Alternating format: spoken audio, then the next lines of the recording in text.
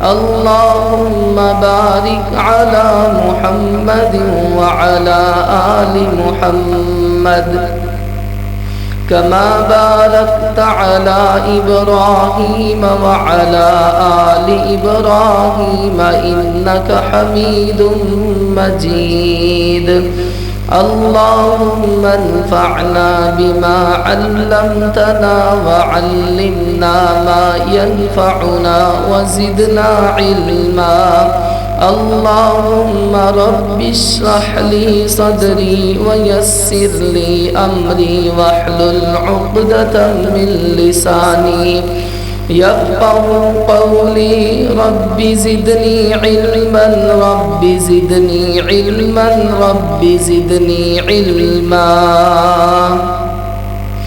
أعوذ بالله السميع العليم من الشيطان الرجيم من همزه ونفخه ونفثه بسم الله الرحمن الرحيم فإن آمنوا بمثل ما آمنتم به فقد اهتدوا وإن تولوا فإنما هم في شقاق۔ ہر قسم کی حمد و ثنا اللہ مالک الملک ذو الجلال والاکرام کے لیے، درود و سلام امام الانبیاء جناب محمد الرسول اللہ صلی اللہ علیہ وآلہ وسلم کی ذات اقدس پر۔ حضرات، آج انشاءاللہ الرحمن ہم ایک ایسی شخصیت کا اور ایک ایسی ہستی کا ذکر کرنا چاہتے ہیں کہ جو نبی کریم صلی اللہ علیہ وآلہ وسلم کا مرید بھی ہے اور آپ کی مراد بھی ہے۔ وہ ہستی مبارک کہ جسے میرے نبی صلی اللہ علیہ وآلہ وسلم نے دعائیں مانگ مانگ کے لیے، اللہ کے نبی علیہ السلام اللہ تعالیٰ سے دعا کرتے ہیں، یا اللہ اسلام کو عزت عطا فرما، عمر بن خطاب کے ذریعے یا عمر بن ہشام کے ذریعے۔ عمر بن ہشام یہ ابو جہل کا نام تھا، دو میں سے ایک مانگائے میرے نبی نے، جو بہتر تھا، جو اللہ کو پسند تھا، جو اللہ کا چنیدہ تھا، جو اللہ تعالیٰ کا منتخب شدہ تھا، اللہ نے وہ قبول کر لیا ہے، عمر بن خطاب کی صورت میں اپنے نبی کو عطا کر دیا ہے۔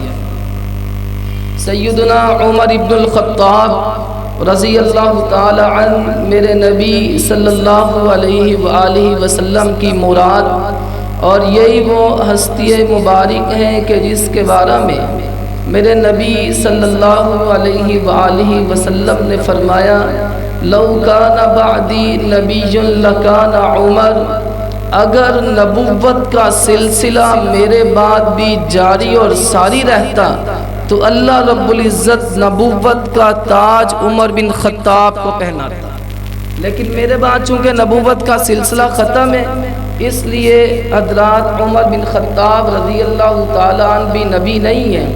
نبی کریم صلی اللہ علیہ وآلہ وسلم کے یہ صحابی ہیں، 26 سال کی عمر میں، عالم شباب میں، جوانی کی عمر میں، عین جوانی کی عالم میں اللہ تعالیٰ نے اسلام کی دین کی ہدایت کی توفیق بخشی، اور مسلمانوں میں اسلام قبول کرنے کے اعتبار سے سیدنا عمر بن خطاب رضی اللہ تعالی عنہ کا 40واں نمبر ہے، یعنی 40ویں مسلمان سیدنا عمر بن خطاب رضی اللہ تعالی عنہ۔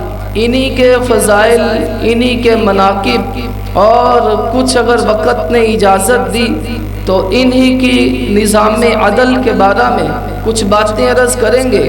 اللہ رب العزت اربوں خربوں اپنے اس نبی کے صحابی پہ رحمت نازل فرمائے کہ جن کی زندگی وہ ہمارے لیے ایک بہترین مشعل راہ ہے، کہ جن کی سیرت آج کے حکمرانوں کے لیے اور دنیا بھر کے حکمرانوں کے لیے ایک درخشندہ اور تابندہ باب ہے، کہ جن کا نظام عدل، جن کا انصاف اور جن کی مساوات اور جن کی برابری دنیا بھر کے حکمرانوں کے لیے اور دنیا بھر کے حضرات حکام بالا کے لیے ایک بہترین سیرت کا باب ہے۔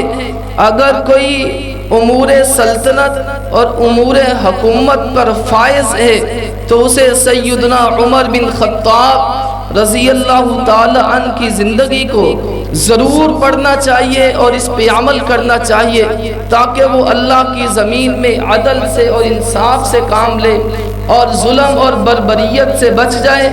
سیدنا عمر بن خطاب رضی اللہ تعالی عنہ کی رائے ہوتی ہے، حضرت عمر کی رائے ہوتی ہے، اللہ ان کی رائے کے مطابق آسمان سے قرآن نازل کر دیتا ہے۔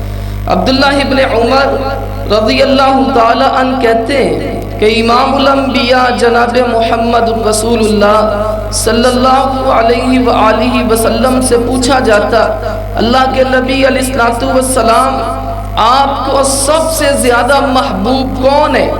تو آپ فرماتے مجھے سب سے زیادہ پسند ابو بکر ہے۔ پھر آپ سے سوال کیا جاتا آپ کو سب سے زیادہ پسند کون ہے؟ نبی کریم فرماتے ہیں ابو بکر کے بعد حضرت عمر ہے رضی اللہ تعالی عنہ۔ ابو موسیٰ اشعری کہتے ہیں رضی اللہ تعالی عنہ، صحیح البخاری کی روایت ہے کہ امام الانبیاء جناب محمد رسول اللہ صلی اللہ علیہ وآلہ وسلم ایک باغ میں داخل ہوئے۔ باغ میں داخل ہونے کے بعد تھوڑی دیر بعد اس باغ کے دروازے پہ دستک ہوتی ہے۔ میرے نبی صلی اللہ علیہ وآلہ وسلم نے فرمایا ابو موسیٰ اشعری رضی اللہ تعالی عنہ جائیے، جا کر کے باغ کا دروازہ کھولیے اور جو بھی آنے والا ہے اس کو جنت کی بشارت دے دیجئے۔ ابو موسیٰ اشعری کہتے رضی اللہ تعالی عنہ میں نے باغ کا دروازہ کھولا اور جو دیکھتا ہوں وہ ہستی مبارک تھی، وہ سیدنا ابو بکر صدیق تھے رضی اللہ تعالی عنہ۔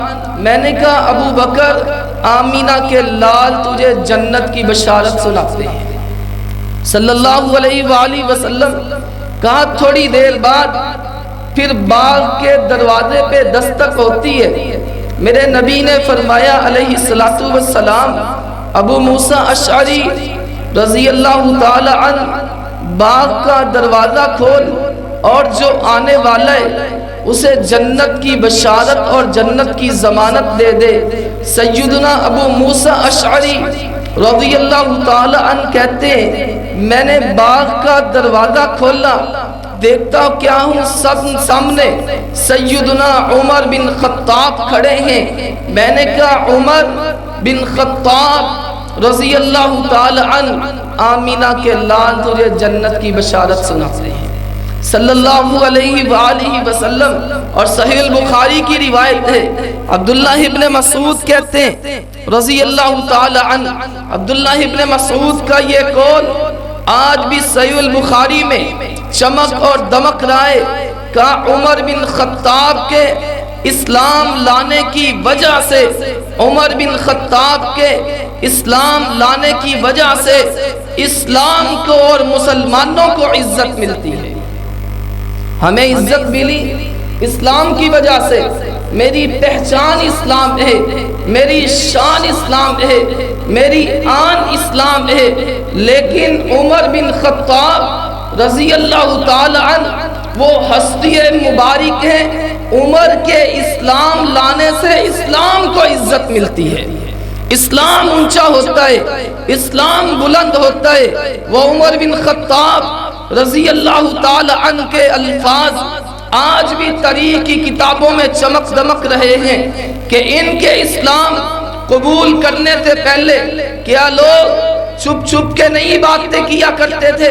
کیا لوگ چھپ کے نمازیں نہیں پڑھا کرتے تھے؟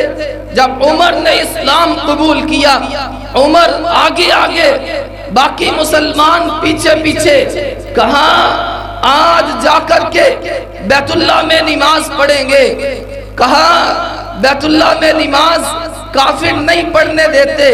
سیدنا عمر کہتے ہیں رضی اللہ تعالی عنہ عمر کے اسلام لانے کا کیا فائدہ اگر ہم چھپ کر کے ہی عبادت کریں گے؟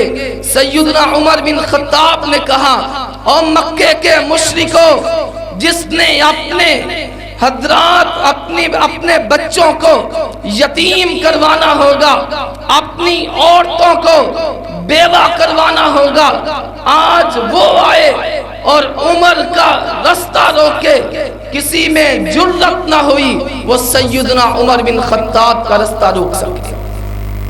جرأت کا، دلیری کا، بہادری کا، تقوی کا، طہارت کا، پرہیز کا، یہ بیٹھ کر سیدنا عمر بن خطاب کہ جس کی زندگی میں اللہ کے نبی صلی اللہ علیہ وآلہ وسلم نے انہیں شہادتوں کی خوشخبریاں سنا دی، جنگ غزوہ نبی کریم علیہ السلام اور سیدنا ابو بکر صدیق رضی اللہ تعالی عنہ اور سیدنا عثمان ابن عفان رضی اللہ تعالی عنہ، صحیح البخاری کی روایت ہے، جبل احد پہ تشریف فرما ہے کہ جبل احد نے حرکت کرنا شروع کر دی، ہلنے لگا، لرزنے لگا۔ میرے نبی صلی اللہ علیہ وآلہ وسلم نے جبل احد پہ کوڑا مارا اور فرمایا، جبل احد ٹھہر جا، اسکن علیک نبی و صدیق و شہیدان، کہ تیرے اوپر اللہ کا ایک نبی ہے، نبی جناب محمد کریم صلی اللہ علیہ وآلہ وسلم، اور ایک صدیق ہے یعنی حضرت ابو بکر صدیق رضی اللہ تعالی عنہ، اور دو شہید ہیں، ایک حضرت عمر اور ایک حضرت عثمان رضی اللہ تعالی عنہ، کہ نبی کریم صلی اللہ علیہ وسلم نے ان کی شہادت کی خبریں انہیں زندگی میں سنا دی۔ وہ سیدنا عمر بن خطاب رضی اللہ تعالی عنہ، میں نے عرض کیا ان کی رائے ہوتی ہے، اللہ رب العزت آسمان سے قرآن نازل کر دیتے ہیں۔ حضرت عبداللہ بن عمر فرماتے ہیں رضی اللہ تعالی عنہ، جب بھی نبی کریم صلی اللہ علیہ وآلہ وسلم نے صحابہ اکرام سے مشورہ لیا، سب سے معتبر جس کے مشورے کو سمجھا جاتا تھا وہ عمر بن خطاب تھے رضی اللہ تعالی عنہ۔ جنگ بدر کا موقع ہے، جنگ بدر کا موقع ہے، جنگ بدر میں اللہ رب العزت نے مسلمانوں کو فتح عطا فرمائی اور کافروں کو شکست سے دوچار کیا۔ 70 کافر سردار مارے جاتے ہیں، 70 قید میں آتے ہیں۔ مسئلہ یہ کھڑا ہوا، جو مارے گئے وہ تو مارے گئے، وہ تو واصل جہنم ہو گئے، لیکن کافروں کے جو 70 سردار مسلمانوں کی قید میں آئے، ان کا کیا کیا جائے؟ اللہ کے نبی صلی اللہ علیہ وسلم نے صحابہ اکرام سے مشورہ لیا۔ سیدنا صدیق اکبر کہتے ہیں رضی اللہ تعالی عنہ، اللہ کے رسول علیہ السلام جزیہ لے کر، فدیہ لے کر ان کو چھوڑ دیا جائے۔ نبی کریم علیہ السلام نے حضرت عمر سے پوچھا، عمر تیری رائے کیا ہے، تیرا مشورہ کیا ہے؟ عمر بن خطاب کہتے ہیں رضی اللہ تعالی عنہ، اللہ کے نبی علیہ السلام میرے رشتہ دار میرے حوالے کیجئے، ابو بکر کے رشتہ دار ابو بکر کے حوالے کیجئے، میں اپنے رشتہ داروں کی گردن اڑاؤں، ابو بکر اپنے رشتہ داروں کی گردن اڑائے۔ نبی کریم علیہ السلام نے فرمایا، عمر یار ٹھہر جا، ٹھہر جا ذرا، تیرا مشورہ اور تیری رائے ذرا سخت معلوم ہوتی ہے۔ بالآخر آمینہ کے لال نے حضرت ابو بکر صدیق رضی اللہ تعالی عنہ کے مشورے کو قبول فرما لیا، جزیہ اور فدیہ لے کر ان سرداران قریش کو چھوڑ دیا جاتا ہے۔ اللہ رب العزت نے آسمان سے قرآن اتار دیا، ما کان لنبی ان یکون له اسرا حتی یثخن فی الارض تریدون عرض الدنیا واللہ یرید الآخرہ واللہ عزیز حکیم۔ اللہ کے نبی علیہ السلام جی مختصر بات یہ ہے جو رائے زمین پر سیدنا عمر بن خطاب کی تھی وہی رائے اور وہی حکم عرش بری پر رب العزت کا تھا۔ بہرحال آپ نے قبول کر لیا ہے، جزیہ لے لیا گیا ہے، فدیہ لے لیا گیا ہے، اب معاملہ ختم ہے۔ لیکن جو پسند کی بات ہے اور جو قبول کی بات ہے، اللہ رب العزت نے عمر کی رائے کو قبول کیا ہے۔ سیدنا عمر بن خطاب کہتے ہیں رضی اللہ تعالی عنہ، اللہ کے نبی صلی اللہ علیہ وسلم کے پاس گئے، صحیح البخاری کی روایت ہے کہ رحمت کائنات جناب محمد کریم صلی اللہ علیہ وآلہ وسلم میرا دل کرتا ہے یہ جو مقام ابراہیم میں کعبۃ اللہ میں جب طواف کیا جاتا ہے ایک گولڈن سنہرے سے کلر کا آپ کو چبوترا نظر آئے گا کہ جسے مقام ابراہیم کہا جاتا ہے کہ جہاں پہ سیدنا ابراہیم علیہ السلام کے قدموں کے نشانات ہیں۔ حضرت عمر بن خطاب کہتے ہیں رضی اللہ تعالی عنہ، اللہ کے نبی میرا دل کرتا ہے مقام ابراہیم کو جائے نماز بنا لیا جائے، نماز کی جگہ بنا لیا جائے۔ اللہ رب العزت نے آسمان سے قرآن نازل کر دیا، فرمایا وَاتَّخِذُوا مِن مَقَامِ إِبْرَاهِيمَ مُصَلَّى، اے مومنوں مسلمانوں مقام ابراہیم پہ نماز پڑھا کرو۔ جب حج کرنے والا حج کرتا ہے، عمرہ کرنے والا عمرہ کرتا ہے اور اپنے عمرے میں طواف کے 7 چکر پورے کرنے کے بعد مقام ابراہیم پہ 2 رکعتیں ادا کرنا، یہ اللہ کے نبی علیہ السلام کی ہدایت ہے، نبی کریم کا حکم ہے، اللہ کا حکم ہے۔ اس حکم کی بنیاد سیدنا عمر بن خطاب رضی اللہ تعالی عنہ، نبی کریم علیہ السلام نے صحابہ اکرام سے مشورہ لیا کہ میرے صحابہ مدینہ طیبہ میں لوگ جوک در جوک اسلام قبول کر رہے ہیں، لیکن نماز کے لیے بلانے کا کوئی مناسب انتظام نہیں ہے۔ کیسے لوگوں کو خبردار کیا جائے کہ نماز کے لیے آ جاؤ، نماز کی اطلاع دی جائے؟ اس وقت ابھی اذان کا حکم نازل نہیں ہوا تھا۔ میرے نبی نے صحابہ اکرام سے مشورہ لیا۔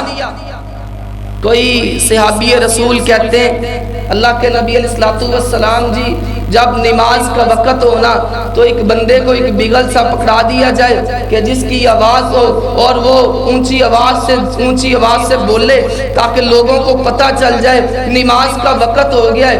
اس کو بھی رد کر دیا گیا۔ کسی نے کہا نماز کے وقت ٹلی کھڑکائی جائے جس طرح سکولوں میں گھنٹی بجتی ہے، اس کو بھی رد کر دیا گیا۔ کہا یہ عیسائیوں کا طریقہ ہے اور مسلمانوں کی عبادت عیسائیوں کے طریقے سے مشابہت نہیں رکھتی۔ کہا پھر اللہ کے نبی علیہ السلام جی نماز کے وقت اونچی جگہ پہ آگ جلائی جائے تاکہ لوگوں کو پتہ چل جائے نماز کا وقت ہو چکا ہے۔ اس طریقے کو بھی رد کر دیا گیا، یہ مجوسیوں کا طریقہ ہے آگ جلانا۔ کہا اچھا پھر کیا کیا جائے؟ نبی کریم صلی اللہ علیہ وسلم نے فرمایا ابھی اپنے گھروں میں لوٹ جاؤ۔ صحابہ اکرام اپنے گھروں میں لوٹ گئے۔ 2 صحابہ اکرام ہیں، ایک عبداللہ بن زید بن عبد ربی ہی ہیں اور ایک حضرت عمر بن خطاب ہیں رضی اللہ تعالی عنہ۔ عمر بن خطاب کو خواب آتی ہے، کوئی بندہ ان کو اذان کے کلمات سکھاتا ہے اور کہتے ہیں اللہ اکبر اللہ اکبر اللہ اکبر اللہ اکبر۔ پوری اذان کے کلمات عمر بن خطاب کو سکھائے جاتے ہیں۔ صبح ہوتی ہے، حضرت عمر بھی اور حضرت عبداللہ بن زید بھی نبی کریم علیہ السلام کی خدمت میں حاضر ہوتے ہیں۔ کہا اس طرح ایک بندہ آیا خواب میں، اس نے ہمیں اذان کے یہ کلمات سکھائے جو ہم پڑھتے ہیں۔ اللہ کے نبی جی کیا خیال ہے؟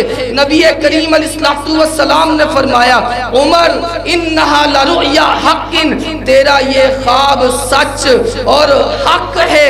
اس دن سے اذان شروع ہوئی ہے اور قیامت تک تک یہ اذان چلتی رہے گی، اور دنیا جہاں میں تحقیق کرنے والوں نے تحقیق کی ہے اور اس نتیجے پہ پہنچے ہیں کہ 24 گھنٹوں میں سے ایک لمحہ بھی ایسا نہیں ہے کہ جس وقت کسی نہ کسی ملک میں، کسی نہ کسی علاقے میں اذان کی آواز نہ گونج رہی ہو۔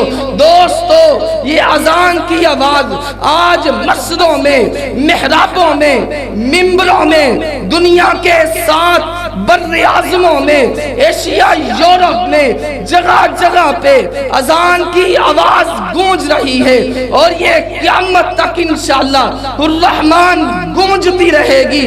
لیکن بتلاؤ یہ اذان کی ابتدا کہاں سے ہوتی ہے؟ اذان کی ابتدا عمر بن خطاب سے۔ اللہ تجھ پہ کروڑوں رحمتیں نازل فرمائے۔ اذان سکھائی گئی عمر بن خطاب کو رضی اللہ تعالی عنہ، اور عمر بن خطاب رضی اللہ تعالی عنہ نے اللہ کے نبی کو بتلایا۔ نبی کریم علیہ السلام نے مہر ثبت کر دی، فرمایا تیرا یہ خواب سچا خواب ہے۔ وہ اتنا سچا خواب تھا، اتنا سچا خواب تھا کہ قیامت تک کے مسلمانوں کے لیے نماز کی طرف بلانے کا طریقہ جاری کر دیا۔ امام الانبیاء جناب محمد رسول اللہ صلی اللہ علیہ وسلم نے فرمایا عمر وہ ہستی ہے، ان اللہ جعل الحق علی عمر، اللہ رب العزت نے حق کو عمر کی زبان پر جاری کر دیا ہے۔ عمر کی زبان پر حق کو اللہ رب العزت نے جاری کر دیا ہے۔ عمر حق کے ساتھ ہے اور حق عمر کے ساتھ ہے۔ اور آپ کو بتلاؤں، جب عبداللہ بن ابی، منافقوں کا سردار، رئیس المنافقین، عبداللہ بن ابی جب مرتا ہے، اس کا بیٹا، اس کا نام بھی عبداللہ ہی تھا، وہ آیا اللہ کے نبی کے پاس، نبی کریم علیہ السلام سے عرض کرتے حضرت جی میرا باپ عبداللہ بن ابی منافقوں کا سرغنہ اور سردار وفات پا گیا ہے، اس کی نماز جنازہ پڑھائیے۔ اللہ کے نبی نے فرمایا اچھا میں آتا ہوں۔ وقت منتخب کر لیا گیا کہ میں اس کی نماز جنازہ پڑھانے کے لیے آتا ہوں۔ سیدنا عمر بن خطاب رضی اللہ تعالیٰ عنہ رستے میں حضور کا دامن پکڑ لیا۔ اللہ کے نبی کہاں جا رہے ہیں؟ کہا عمر عبداللہ بن ابی کی نماز جنازہ پڑھانے کے لیے جا رہا ہوں۔ اللہ کے نبی علیہ السلام جی میرے ماں باپ آپ پر قربان ہوں، عبداللہ بن ابی کی نماز جنازہ نہ پڑھائیے، یہ بڑا ظالم انسان ہے، بڑا شاطر انسان تھا، اس نے ہر جگہ مسلمانوں کو نقصان پہنچایا ہے، اس نے آپ سے بڑی دشمنی لی ہے۔ اماں جی عائشہ صدیقہ پہ تہمت الزام لگتا ہے۔ عبداللہ ابن ابی کا کردار تھا، یہی وہ ظالم تھا کہ جس نے کہا تھا لَيُخْرِجَنَّ الْأَعَزُّ مِنْهَا الْأَذَلُّ، ہم مدینہ طیبہ جا کر کے نعوذ باللہ ان ذلیل لوگوں کو، صحابہ اکرام کو نکال دیں گے۔ اسی نے کہا تھا بدتمیزیاں اس نے کی، گستاخیاں اس نے کی، بے ادبیاں اس نے کی، یہ ساری زندگی اسلام کا دشمن رہا ہے۔ اللہ کا واسطہ اس کی نماز جنازہ نہ پڑھائے۔ میں اپنے نبی کی عظمت پہ قربان جاؤں۔ نبی کریم علیہ السلام رحم دل تھے، آپ نے فرمایا عمر یار چھڑ پر پیچھے ہو جا، اخر عنی، پیچھے ہٹ جا، مجھ سے کوئی بات نہیں، چھوڑ یار اس معاملے کو۔ حضرت عمر بن خطاب رضی اللہ تعالیٰ عنہ مشورہ دے سکتے تھے، مشورہ دیا، نبی کریم علیہ السلام نے قبول نہ کیا۔ جب نماز جنازہ پڑھا دی، اللہ نے آسمان سے قرآن نازل کر دیا، استغفر لکم او لا تستغفر لکم ان تستغفر لکم 70 مرہ، اے نبی اس کی نماز جنازہ ایک دفعہ پڑھا یا 70 دفعہ پڑھا، میں نے اس کو معاف نہیں کرنا اور آپ کو اس کی نماز جنازہ پڑھانا ہی نہیں چاہیے تھی۔ اور فرمایا وَلَا تُصَلِّ عَلَىٰ أَحَدٍ مِّنْهُمْ مَاتَ أَبَدًا وَلَا تَقُمْ عَلَىٰ قَبْرِ إِنَّهُمْ كَفَرُوا بِاللَّهِ وَرَسُولِهِ وَمَاتُوا وَهُمْ فَاسِقُونَ۔ یہ مر گئے، انہوں نے اللہ کے ساتھ کفر کیا ہے، اللہ کے رسول کے ساتھ کفر کیا ہے، اسی حالت میں یہ مر گئے۔ اے نبی جو ہو گیا سو ہو گیا، لیکن آئندہ سے نہ آپ نے ان کی نماز جنازہ پڑھانی ہے اور نہ ان کی قبر پہ کھڑے ہو کے دعا کرنی۔ جو رائے زمین پر سیدنا عمر کی تھی وہی رائے آسمان پہ رب العزت کی تھی۔ اللہ کے رسول علیہ السلام تشریف فرمائے، صحیح البخاری کی روایت ہے، صحیح البخاری، میرے نبی علیہ السلام تشریف فرمائے کہ آپ کے پاس کچھ خواتین بیٹھی ہیں، اپنے اپنے مطالبات منوا رہی، اپنی اپنی باتیں پیش کر رہی ہیں۔ سیدنا عمر تشریف لائے، وہ خواتین اٹھ کر کے جلدی سے سائیڈ پہ ہو جاتی ہیں، کسی کمرے میں جا کر کے چھپ جاتی ہیں۔ سیدنا عمر بن خطاب رضی اللہ تعالیٰ عنہ کہتے ہیں یا عدواتی انفسہن، وہ اپنی جان کی اور دشمنوں مجھ سے ڈرتی ہو، اللہ کے نبی سے نہیں ڈرتی۔ تو عورتیں کہنے لگی عمر تو بڑا سخت ہے، تیری طبیعت جلالی طبیعت ہے، نبی کریم علیہ السلام کی طبیعت مبارکہ نرم طبیعت ہے، تو اس لیے ہمیں تم سے ڈر لگتا ہے۔ سیدنا عمر بن خطاب رضی اللہ تعالیٰ عنہ نے کہا اتحبنانی ولا تحبن رسول اللہ، مجھ سے ڈرتی ہو اللہ کے نبی سے نہیں ڈرتی۔ اس وقت میرے نبی نے فرمایا تھا عمر جس گلی سے تو گزر جاتا ہے شیطان بھی اپنا رستہ چھوڑ جاتا ہے۔ کس کے بارے میں فرمایا؟ عمر بن خطاب رضی اللہ تعالی عنہ، اللہ اس پہ کروڑوں رحمتیں نازل فرمائے۔ سیدنا عمر بن خطاب کے فضائل اور ان کے مناقب اس مختصر سی نشست میں کیا بیان ہو سکتے ہیں۔ عمر وہ ہستی ہے، نبی کریم علیہ السلام نے ایک موقع پہ فرمایا عمر سب سے زیادہ کس سے محبت ہے؟ کہ اللہ کے نبی علیہ السلام میں ہر چیز سے بڑھ کر آپ سے محبت کرتا ہوں۔ کہ عمر جان سے بڑھ کر بھی محبت کرتا ہے؟ کہ اللہ کے نبی جان سے بڑھ کر نہیں۔ صحیح البخاری کہ جان سے بڑھ کر نہیں، باقی ہر چیز سے بڑھ کر آپ سے محبت کرتا ہوں۔ اللہ کے نبی نے فرمایا عمر تیرا ایمان ابھی مکمل نہیں۔ حضرت عمر اگلے لمحے کہتے ہیں اللہ کے رسول علیہ السلام میں ہر چیز سے بڑھ کر حتیٰ کہ اپنی جان سے بڑھ کر آپ سے محبت کرتا ہوں۔ وہ عمر بن خطاب رضی اللہ تعالی عنہ نبی کریم علیہ السلام نے اپنی زندگی مبارکہ میں کئی اشاروں سے فرمایا تھا کہ عمر بن خطاب بھی میرے بعد خلیفہ ہوگا۔ نبی کریم صلی اللہ علیہ وآلہ وسلم نے ایک موقع پہ فرمایا میری اقتدا کرنا، میرے پیچھے چلنا، کہ اگر آپ وفات پا گئے، کہ اگر میں وفات پا گیا تو میرے بعد ابو بکر عمر کے پیچھے چلنا۔ علیکم بسنتی وسنت الخلفاء الراشدین المہدیین، میری سنت کو لازم پکڑو اور خلفاء راشدین کی سنت کو لازم پکڑنا۔ خلفاء راشدین ابو بکر عمر عثمان و علی رضی اللہ تعالی عنہ۔ سیدنا عمر بن خطاب رضی اللہ تعالی عنہ کو حضرت ابو بکر صدیق رضی اللہ تعالی عنہ نے خلیفہ نامزد کیا۔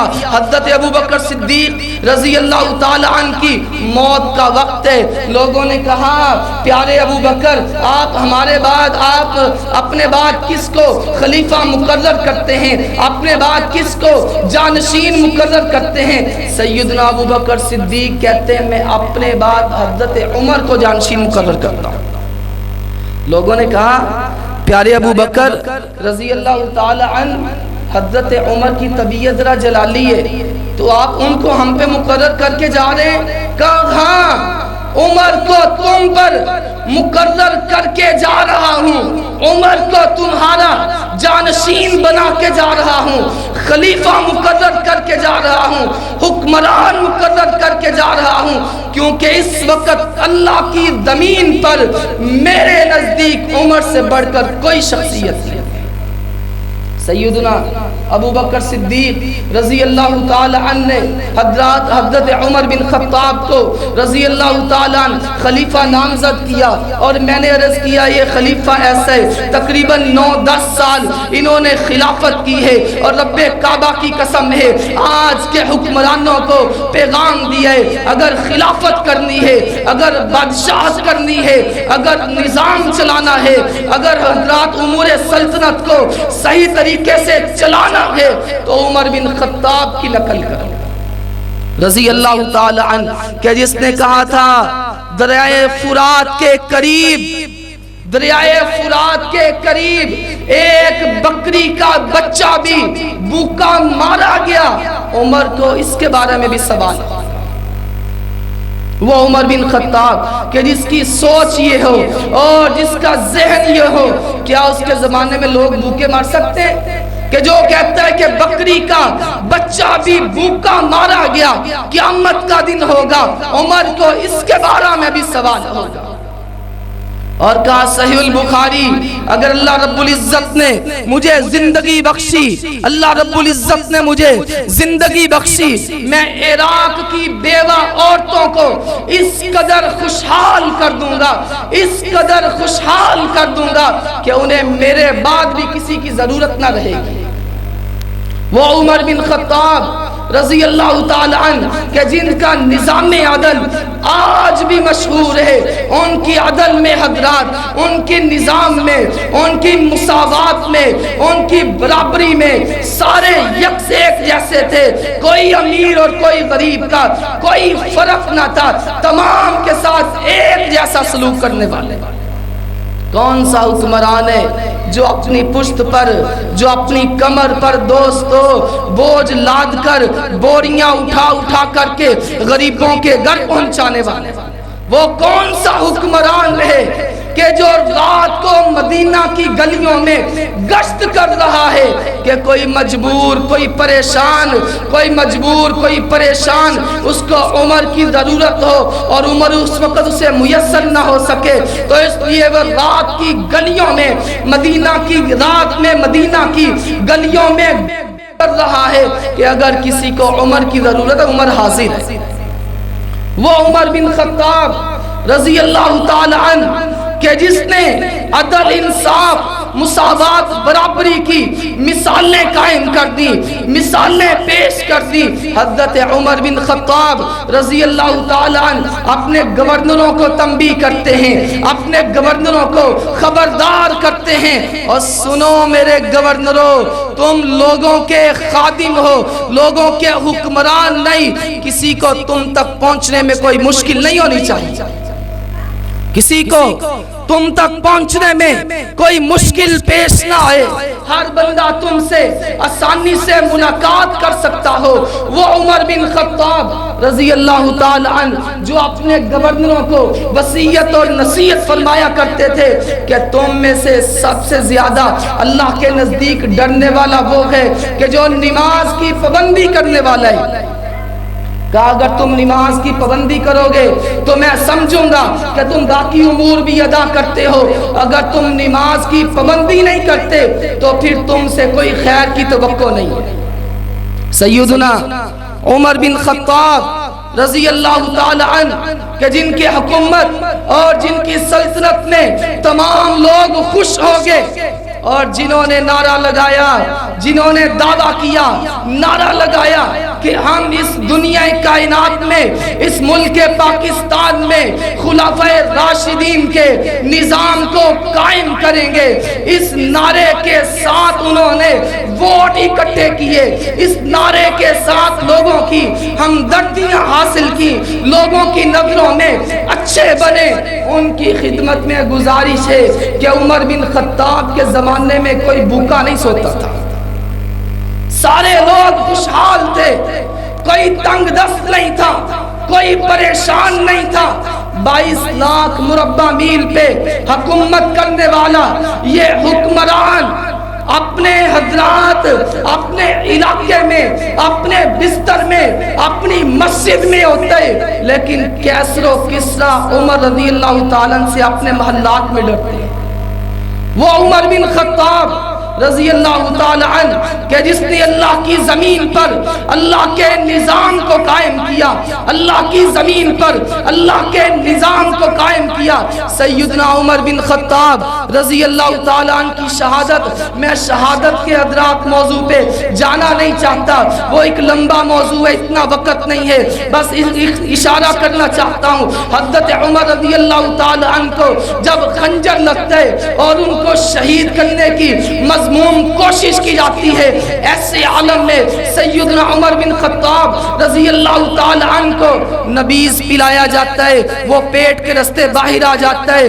دوستو پانی پلایا جاتا ہے، پیٹ کے رستے باہر آ جاتا ہے. اسی اسنا میں ایک بندہ آیا، اس نے کہا عمر رضی اللہ تعالی عنہ تو نے بڑی کمال کی حکومت کی ہے، بڑی کمال کی تو نے بادشاہت کی ہے اور اللہ کی زمین پر انصاف قائم کر دیے، لوگوں کو خوشحال کر دیے، کوئی بندے کو آپ سے کوئی گلہ اور شکوہ نہیں ہے.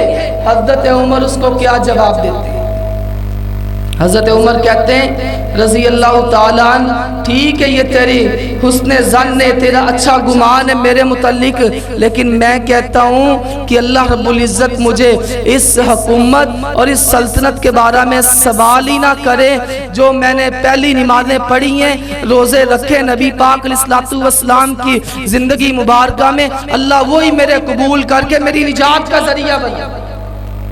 اور یہ حکومت یہ اتنا مشکل کام ہے، اللہ رب العزت اس حکومت کے بارے میں مجھ سے سوال ہی نہ کرے کہ عمر کیا اچھا کر کیا ہے، کیا برا کر کیا ہے. اتنا اللہ کا ڈر اور اتنا اللہ رب العزت کا خوف. سیدنا عمر بن خطاب رضی اللہ تعالی عنہ کو کافروں سے کس قدر نفرت تھی کہ ابو موسیٰ اشعری رضی اللہ تعالی عنہ نے ایک خط بھیجا حضرت عمر کو، ایک لیٹر بھیجا، ایک خط بھیجا.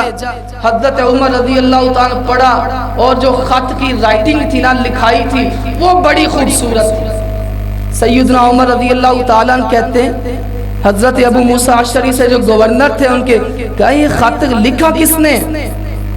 کہا امیر المومنین خلیفۃ المسلمین، یہ ایک منشی رکھا ہوا ہے، اس منشی صاحب نے خط لکھا ہے وہ نصرانی عیسائی ہے وہ عیسائی ہے، نصرانی ہے.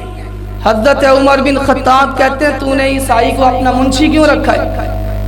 وہ کہنے لگے حضرت جی میں کہڑا کوئی اور نہ بڑی محبت پیار دیا پنگا چڑھائیاں نے، بس میں نے اس کا اپنا منشی رکھا ہے، لکھنے والا بڑا بہتر ہے، اچھا لکھنے والا ہے. اس وقت اس علاقے میں اس سے بڑھ کر لکھنے والا اچھا اور کوئی نہیں ہے. حضرت عمر بن خطاب کہتے ہیں زمین پہ کوڑا مارا، کہا مادن نصرانی، نصرانی اگر مر گیا تو پھر کیا کرے گا؟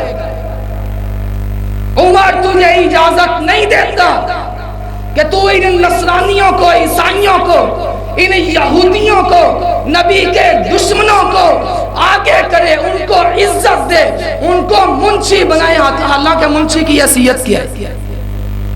کہا کوئی اسلام اجازت نہیں دیتا تمہیں، اور عمر بھی اجازت نہیں دیتا کہ ان کو اپنے قریب کرو. ہاں خلافت راشدہ کا نام لینے والوں، خلافت راشدہ کا نام لینے والوں، تمہیں قادیانیت کو نوازنے کا بڑا شوق ہے، قادیانیوں کو اپنا مشیر بنانے کا، قادیانیوں کو قریب کرنے کا تمہیں بڑا شوق ہے. کاش کہ تم عمر بن خطاب کی زندگی پڑھ لو. عمر بن خطاب رضی اللہ تعالیٰ عنہ کہتے ہیں قادیانیت، عیسائی، یہودی جو اسلام کے دشمن ہیں، کلیدی عہدوں پر ان کا فائز ہونا تو دور کی بات ہے، یہ ایک منشی رکھنے کے بھی قابل نہیں. ان کو وزارتیں دینا، ان کو عمارتیں دینا، ان کو مشیر بنانا، ان کو معاون خصوصی بنانا، یہ تو بڑی دور کی بات ہے. یہ تو ایک حکومت میں منشی رکھنے کے بھی قابل ہے. اس لیے تو چبھتا ہے عمر بن خطاب اسلام کے دشمنوں کو. جو اسلام کا دشمن ہے اس سے عمر اچھا نہیں لگتا، لیکن جو اسلام کو چاہنے والا ہے عمر بن خطاب اس کے سر کا تاج ہے. اور میری بات پہ یقین نہ آئے تو آؤ حضرت علی رضی اللہ تعالیٰ عنہ سے پوچھتے ہیں پیارے علی کیا کہتے ہیں. آخر میں سنو ذرا، حضرت عمر بن خطاب کی شان میں گستاخی اور تنقید سے کام لینے والوں، اللہ رب العزت تمہیں ہدایت عطا فرمائے. میری بات نہیں مانتے تو نہ مانو، پیارے علی المرتضیٰ رضی اللہ تعالیٰ کی بات مان لو. عمر بن خطاب وہ ہستی ہے کہ نبی کریم علیہ السلام کو اپنی بیٹی دینے والے یعنی پیغمبر کے سسر لگتے ہیں اور حضرت علی المرتضیٰ کے داماد لگتے ہیں. حضرت علی کے کہانیاں دیکھو بنائیاں، کہانیاں کیسیاں بنائیاں نے. کہا حضرت عمر رضی اللہ عنہ کے پاس حضرت فاطمہ حق لینے کے لیے آئیں. حضرت عمر نے دروازہ مارا، حضرت فاطمہ کو نعوذ باللہ زخمی کر دیا. حضرت فاطمہ رضی اللہ تعالیٰ پہ تشدد کیا. یہ کذب بیانیہ اور غلط بیانیہ اور جھوٹ اور دنیا کائنات کا سب سے بڑا دجل ہے. سیدنا عمر بن خطاب سیدہ فاطمہ سے، حسنین کریمین سے بڑی محبت کرنے والے تھے. اور بتلاؤ حضرت علی رضی اللہ عنہ سے بھی ٹوٹ ٹوٹ کر کے محبت کرنے والے تھے. اگر حضرت عمر اور حضرت علی میں کوئی کلیش ہوتی، کوئی لڑائی ہوتی، کوئی جھگڑا ہوتا تو حضرت علی اپنی بیٹی کا نکاح حضرت عمر کے ساتھ کیوں کرتے؟ عمر جہاں پہ اللہ کے نبی کا سسر ہے وہاں پہ حضرت علی کا داماد بھی ہے. ام کلثوم بنت علی، حضرت ام کلثوم جو حضرت علی المرتضیٰ رضی اللہ تعالیٰ عنہ کی صاحبزادی ہیں، ام کلثوم کا نکاح حضرت عمر بن خطاب سے ہوتا ہے.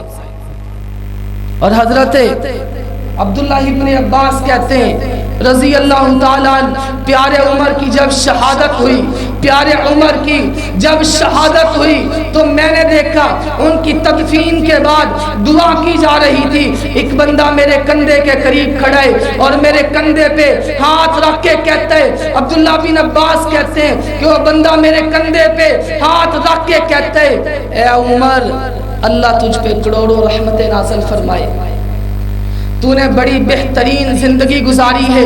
اور میں نے دیکھا ہے اللہ کے نبی صلی اللہ علیہ وسلم کو تجھ سے اتنی محبت تھی، اتنی محبت تھی کہ نبی کریم علیہ السلام فرماتے میں وہاں پہ گیا، ابو بکر عمر میرے ساتھ تھے، میں نے یہ کام کیا، ابو بکر عمر میرے ساتھ تھے، کہا میں آؤں گا وہاں پہ، ابو بکر عمر میرے ساتھ ہوں گے. میں وہاں پہ چلا گیا، ابو بکر عمر میرے ساتھ ہوں گے.